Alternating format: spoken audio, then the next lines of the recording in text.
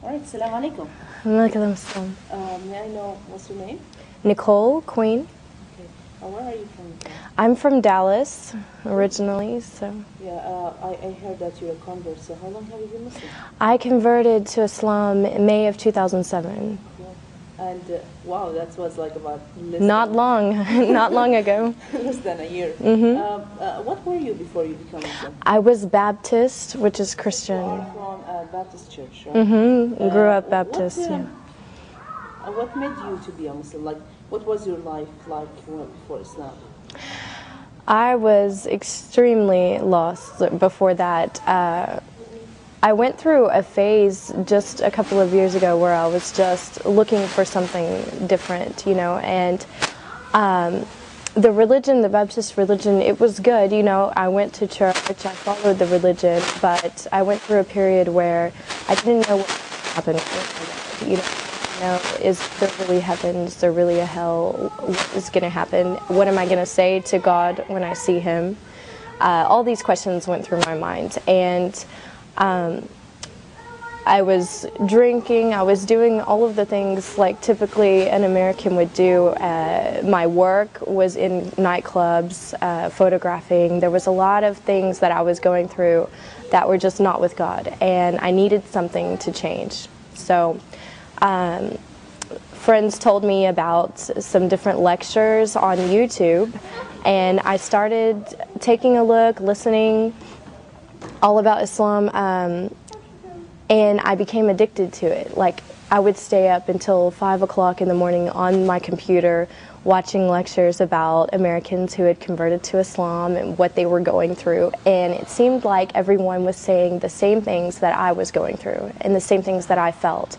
So I felt like I could relate to that. Like, these people were Christian before, they were facing these challenges, and they found something that gave them the answers they were looking for. And that's what I wanted. I wanted answers. I didn't want to just someone to tell me what to believe. I wanted to know why, and how is that going to affect my life, and how do I put that into my life.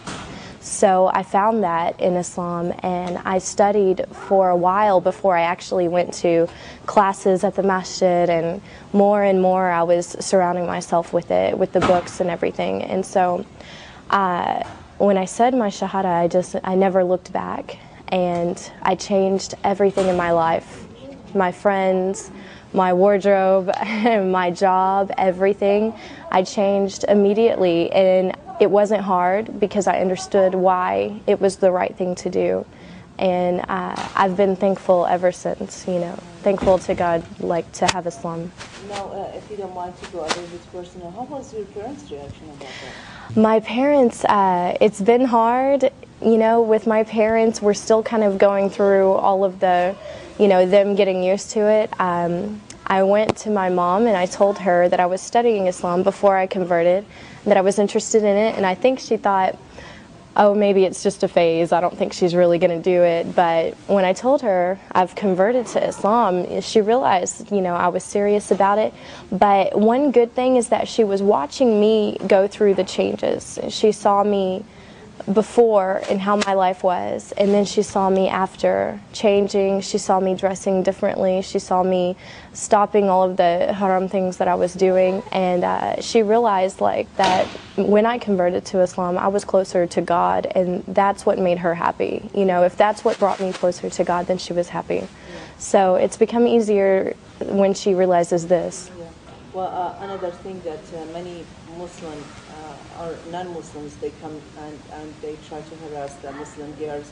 Oh, you become Muslim because of a guy or a man or something like that. Do you think that was a reason for you also to become Muslim? Or? Wasn't a reason, not at all, because I did this on my own, and I went to classes on my own. I studied everything on my own, so I can't say it was because of another man.